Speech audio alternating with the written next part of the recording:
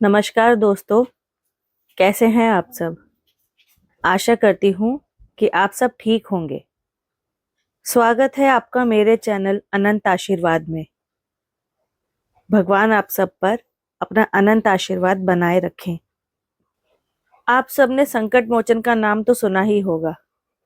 जी हाँ, हमारे प्यारे हनुमान जी। तो क्या आपको पता है कि हनुमान जी की जन्म की कथा क्या है? शायद सभी को ना पता हो। चलिए, आज मैं आपको हनुमान जी की जन्म की कथा सुनाती हूँ, जिसको हम सब हनुमान जयंती के नाम से जानते हैं। ध्यान से सुनिएगा, हो सके तो पूरी सुनिएगा और वीडियो को अंत तक देखिएगा और चैनल को लाइक सब्सक्राइब भी करें।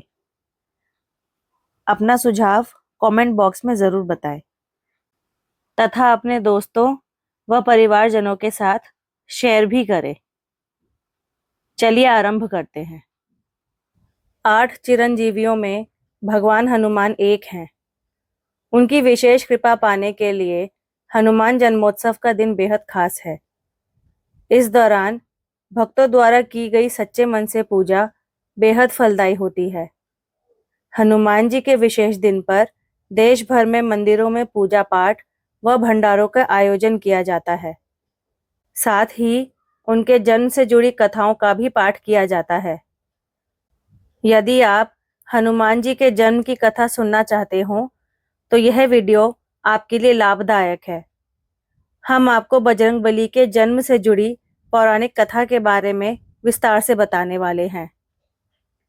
हनुमान जयंती के दिन हनुमान जी की पूजा अर्चना करने से व्यक्ति को परेशानियों से मुक्ति मिलती है और उनके जीवन में सुख और शांति आती है। इसके अलावा शनि से संबंधित चुनौतियों पर काबू पाने के लिए हनुमान जयंती का व्रत शुभ माना जाता है। हनुमान जयंती साल में 2 बार मनाई जाती है। एक चैत्र माह के शुक्ल पक्ष की पूर्णिमा और दूसरी कार्तिक माह के कृष्ण पक्ष की चतुर्थी तिथि को मनाई जाती है। पौराणिक कथाओं के अनुसार इस दिन भगवान हनुमान का अवतरण पृथ्वीलोक पर हुआ था और यही कारण है कि इस दिन वीर बजरंगबली की पूजा का विधान है। ऐसी मान्यता है कि हनुमान पूजन से जीवन के बड़े से बड़े संकट को दूर किया जा सकता है। चैत्र सुदी की पूर्णिमा को हनुमान जयंती मनाई जाती है। हनुमान जयंती के दिन हनुमान जी का जन्म हुआ था। इस दिन सबको हनुमान जी को सजाना चाहिए, पूजा करनी चाहिए, आरती करनी चाहिए और भोग लगाकर प्रसाद सबको बांटना चाहिए। इस विशेष दिन पर बजरंगबली की पूजा करने से नकारात्मक ऊर्जा भी दूर होती है और व्यक्ति को भूत प्रेत से जुड़ी समस्याओं से भी मुक्ति मिलती है। राम भक्त हनुमान जी को कलयुग का सबसे प्रभावशाली देवता और भगवान शिव का 11वां रुद्र अवतार माना गया है। पौराणिक कथाओं के अनुसार जिस समय असुरों और देवताओं ने अमृत प्राप्ति के लिए समुद्र मंथन किया था, तब अमृत के लिए देवता और असुर आपस में झगड़ने लगे। इसके पश्चात भगवान विष्णु ने मोहिनी रूप धारण किया। जब भगवान शिव ने भगवान विष्णु को मोहिनी रूप में देखा तो भगवान शंकर वासना में लिप्त हो गए। उस समय भगवान शिव ने अपने वीर्य का त्याग कर दिया। उस वीर्य को पवन देव ने अंजना के गर्भ में स्थापित कर दिया, जिसके बाद चैत्र पूर्णिमा को माता अंजना के गर्भ से हनुमान जी ने जन्म लिया था। जब अमृत मंथन के दौरान यह घटना घटित हुई थी, तब वनराज केसरी और अंजना ने भगवान शिव की घोर तपस्या की थी, जिसके फलस्वरूप भगवान शिव के 11वें रुद्र अवतार महाबली संकट मोचन श्री हनुमान का जन्म हुआ।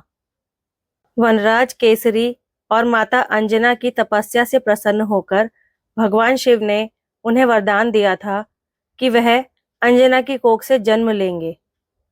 हनुमान जी को वायुपुत्र भी कहा जाता है, क्योंकि जिस समय हनुमान जी ने सूर्य को निगल लिया था, उस समय इंद्र ने उन पर वज्र का प्रहार किया था, जिसके बाद पवन देव ने तीनों लोकों से वायु का प्रवाह बंद कर दिया था। तत्पश्चात सभी देवताओं ने पवन देव से विनती की कि वो कृपा करके वायु का प्रवाह फिर से आरंभ कर दें, क्योंकि वायु का प्रवाह बंद हो जाने के कारण सभी पशु पक्षी, मनुष्य आदि मृत्यु को प्राप्त होने लगे थे। देवताओं के अनुरोध से पवन देव ने फिर से वायु का प्रवाह एक बार फिर से आरंभ कर दिया था। हनुमान जी के जन्म को लेकर कहा जाता है कि जब विष्णु ने धर्म की स्थापना के लिए इस धरती पर प्रभु श्री राम के रूप में जन्म लिया था, तब भगवान शिव ने उनकी सहायता के लिए हनुमान जी के रूप में अवतार लिया था। दूसरी ओर वनराज केसरी और माता अंजना भगवान शिव की तपस्या कर रहे थे।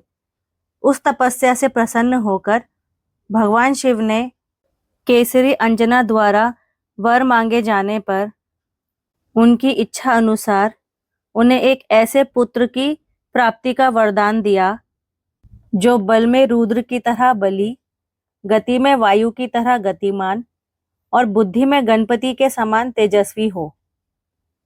माता अंजना की यह बात सुनकर शिवजी ने अपने रौद्र की शक्ति माता अंजना को प्रदान की।